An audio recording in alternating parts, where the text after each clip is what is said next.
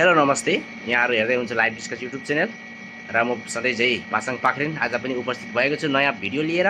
र भिडियोको विषयवस्तु के छ भन्ने कुरा तपाईँहरूले टाइटल हेरेर थाहा पाइसक्नु भएको छ।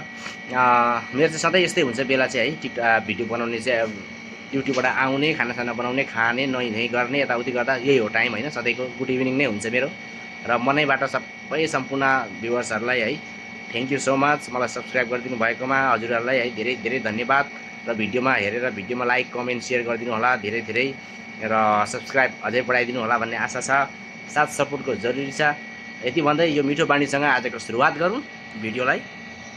हाम्रो शास्त्र धर्म अनि आध्यात्मले पनि भन्छ अरे, जहाँ सेवा हुन्छ त्यहाँ देवताको बास हुन्छ अरे, र जहाँ घरको काममा पुरुषको साथ हुन्छ नि त्यहाँ शनिको दशा होइन लक्ष्मीको बास हुन्छ अरे क्या।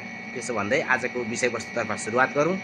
र म यस्तो सानो सानो जानकारीहरू दिने क्रम जारी राख्छु। प्लिज मलाई सब्सक्राइब गर्नुहोस् र मेरो च्यानलमा ट्युन भएर बस्नुहोस्, तपाईँहरू जोडिरहनुहोस्। तपाईँहरूलाई राम्रो राम्रो भिडियोहरू बनाएर आगामी दिनहरूमा इन्टरटेन पनि गराउनेछु। म चाहिँ अहिले हाल साउदीमा छु र साउदीको मैले अरू केही त्यस्तो सिटीहरू केही पनि देखाएको छुइनँ अहिलेसम्म है।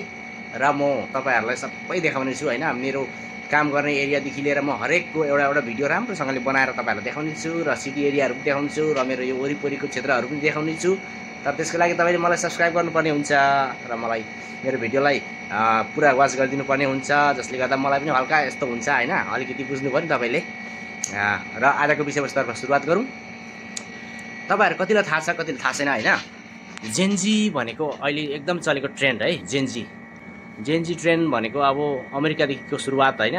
त्यो सुरुवात अमेरिकाबाट भए पनि हाम्रो जेनजी युथ कुन क्याटेगोरीको एजमा पर्छ भन्ने कुरा चाहिँ थाहा हुनुपर्छ। किनभने तपाईँहरू कतिजना अहिले हेर्दै हुनुहुन्छ पनि जेनजीभित्र पर्नुहुन्छ होला। र जेनजीको एज सेसन क्याटेगोरी भनेको चाहिँ तपाईँको कहाँदेखि छ भन्दाखेरि 1995देखि 2012सम्म रहेको छ जेनजीको एज लिमिट चाहिँ है। त्यतिभित्रको मान्छे जति पनि जन्मिनु भएको छ उहाँहरू सबै जेनजीमा पर्नुहुन्छ। र त्योदेखि पछिल्लो त्योदेखि कान्छो पुस्तालाई चाहिँ के भन्छ भन्ने जिज्ञासा तपाईँहरूलाई छ भने त्यो पनि खुलाइदिन्छु। पासाङ पाखरीले खुलाउँछ क्या त्यो चाहिँ। अल्फा जेनेरेसन भन्छ होइन। जेनेरेसन अल्फा भनेको चाहिँ जेनजीको भाइ बहिनीहरू है त्यो चाहिँ। र यो चाहिँ हुन्छ 2013देखि 2025सम्म भनेको मतलब अहिलेसम्म क्या।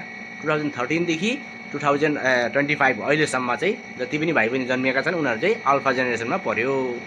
र अब हामीलाई के हुन्छ भने जेनजीभन्दा अघिल्लो पुस्ता जस्तो हाम्रो पुस्ता क्या त्यो चाहिँ हाम्रो पुस्ता, यहाँ चाहिँ यो पुस्तालाई चाहिँ के भन्छ र यो चाहिँ कतिदेखि कतिसम्मकोलाई भन्छ भनेर पनि तपाईँहरूलाई यसको जवाब पनि दिँदैछु होइन। वाइ जेनेरेसन होइन, त्यसको नाम एउटा छ मिलेनियल्स वाइ जेनेरेसन है।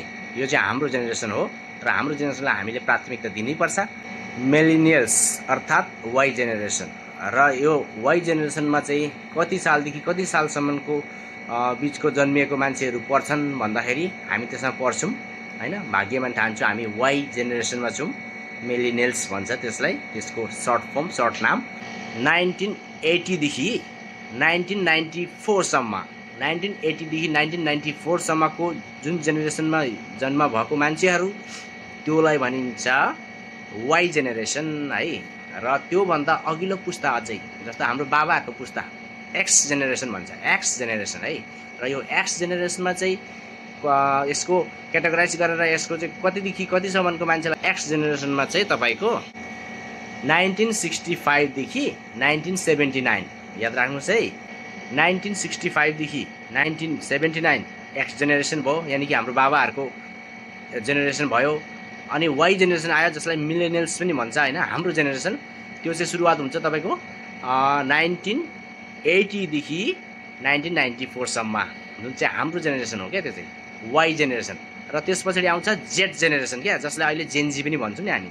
यो जेड जेनेरेसन भनेको जेनजी तपाईँको ठ्याक्कै अहिलेको पुस्ता जुन चाहिँ हिजो अस्ति भर्खर आन्दोलनमा पर्नु सफल भएको होइन उहाँहरू क्या, जेड जेनेरेसन।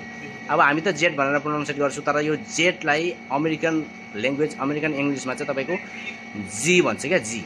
त्यसैले चाहिँ हामीले अहिले यहाँ सुनिरहेको छौँ जेनजी भनेर, त अर्थात् चाहिँ के हो जेनेरेसन जेड हो क्या, त्यसरी बुझिन्छ है।